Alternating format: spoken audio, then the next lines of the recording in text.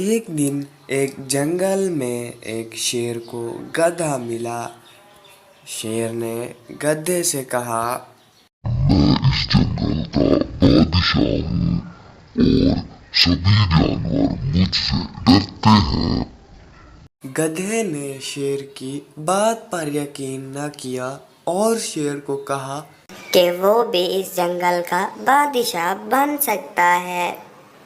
شیر نے گدھے کو چیلنج دیا کہ وہ 3 دن تک جنگل کے جانوروں کو ڈرا کر دکھائے۔ اگر وہ کامیاب ہو گیا تو وہ اسے جنگل کا بادشاہ مان لے گا۔ گدھے نے چیلنج قبول کیا اور پہلے دن جنگل میں جا کر زور زور سے آوازیں نکالنا شروع کر دیں۔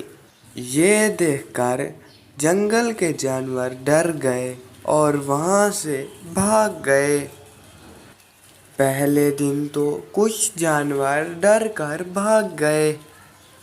گدھے نے دوسرے دن بھی وہی کام کیا اور کچھ جانور ڈر گئے۔ تیسرے دن گدھا شیر کے پاس جاتا ہے اور اس سے کہتا ہے، شیر میاں، آپ بھی میرے ساتھ چلو اور دیکھو کہ میں جانوروں کو کیسے ڈراتا ہوں۔ شیر گدھے کے ساتھ جنگل کی طرف چل پڑا تو وہ زور زور سے آوازیں نکالنا شروع کرتا ہے۔ جانور دیکھتے ہیں کہ اس دفعہ اس کے ساتھ شیر بھی موجود ہے تو وہ اور بھی زیادہ ڈر جاتے ہیں اور فوراً وہاں سے بھاگ جاتے ہیں۔ شیر ہنسا اور پھر گدھے سے کہا، دیکھا تم نے، تمہارے ڈرانے کی وجہ سے یہ جانور نہیں بھاگے بلکہ یہ میری موجودگی کی وجہ سے ڈر کر یہاں سے بھاگ گئے، اور تم بھی میرے بغیر کچھ بھی نہیں ہو۔